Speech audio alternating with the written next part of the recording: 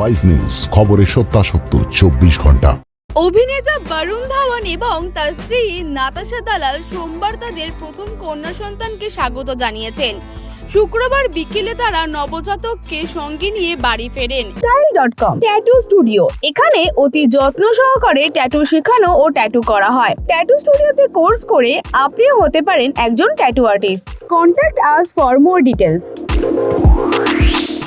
বাবা বরুণ ধাওয়ান ভীষণভাবে সাবধানতার সঙ্গে গাড়িতে ওঠেন।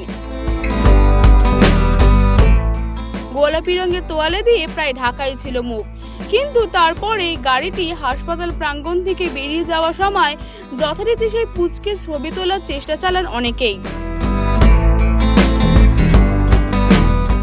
এর আগে বরুণ একটি সোশ্যাল মিডিয়া পোস্টে তার মেয়ের জন্মের ঘোষণা করেছিলেন।